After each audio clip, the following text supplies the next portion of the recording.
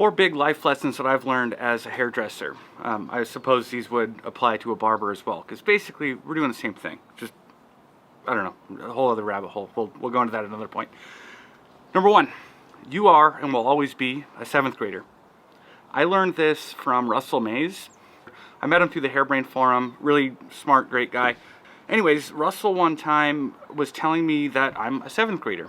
He said that I'm cool, that I'm smart, that I'm helpful to a 6th grader. But there's always going to be an 8th grader who doesn't need my help, who thinks I'm a nerd. That really changed my perspective, especially regarding the idea of being the best at something. It occurred to me after thinking about that long enough, like, it's kind of true. In some way, in any given aspect of hair, I'm always going to be a 7th grader. And in some ways, I'm always going to be a 6th grader, and in some ways, I'll be an 8th grader. But hopefully, I won't pick on the 7th graders. This whole idea of being the best at something started to become a little bit more of like a theory.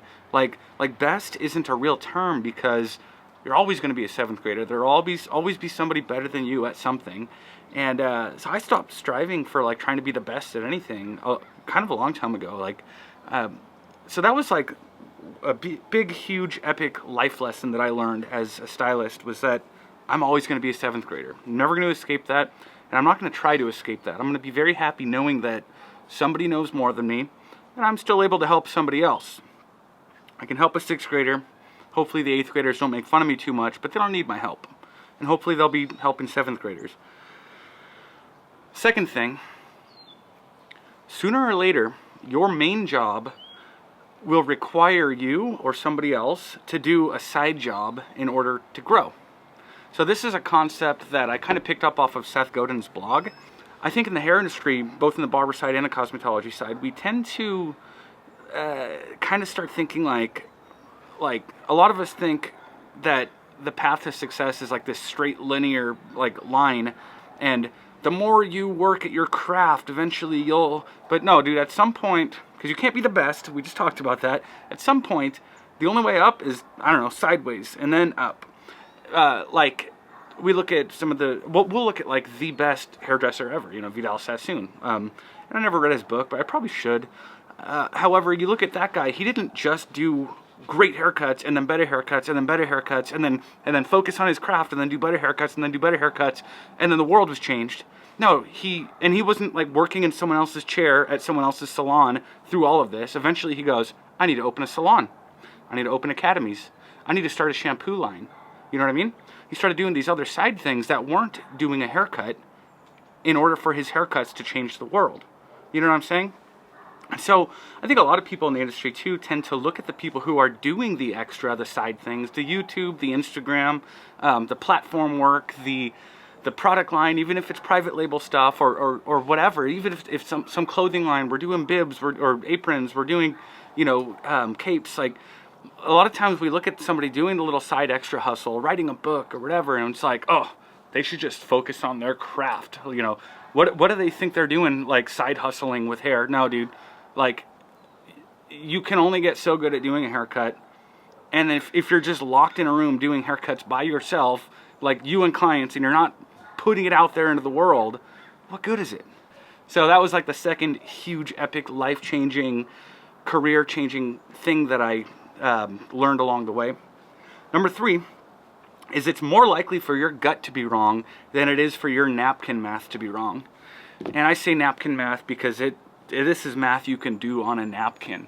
I think back to many of the times in my career when I needed to make big scary changes, big scary moves, quitting my salon altogether like I did 2 years ago, anytime I raised my prices, starting the product line, any of these things, like, your gut tells you, I want to do this. I want to make this next step happen. I want to put $500 into photography equipment so I can have better photos for Instagram, because I feel like I want to do that. I want to leave my salon to go to this higher end salon that's 2 towns over. I'll have to drive an extra hour every day, but my gut tells me that it's worth it.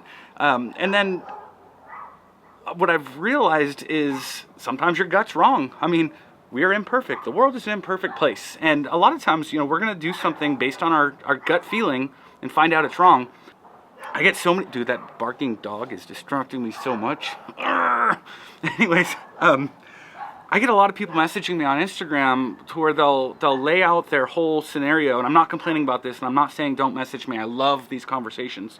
But they'll message me and say, oh, I work here, I charge this much, their commission rate is this much, my drive to work is this long, but I'm looking at this other scenario that I think I want to do, where it's in a bigger, better city, and you know, they have a cooler culture and everything, but they charge this much and they take this much in commission. And I'm like, okay, so you have all the components there.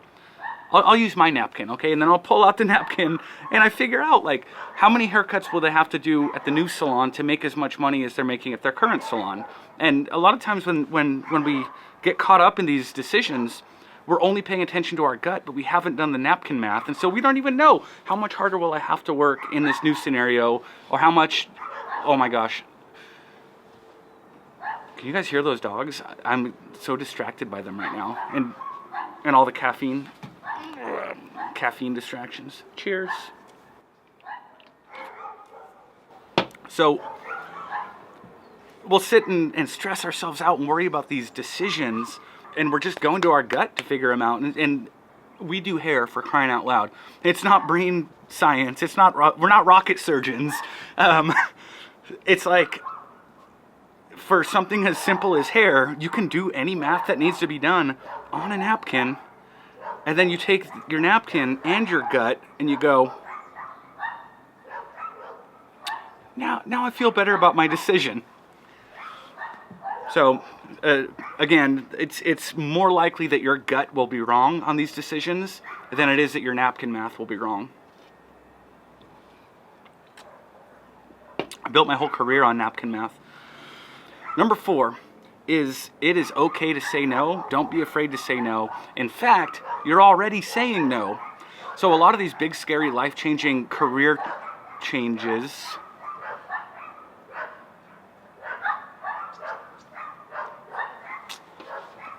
so these dogs that are driving me crazy over here barking, there's like a dude walking his dog right by them.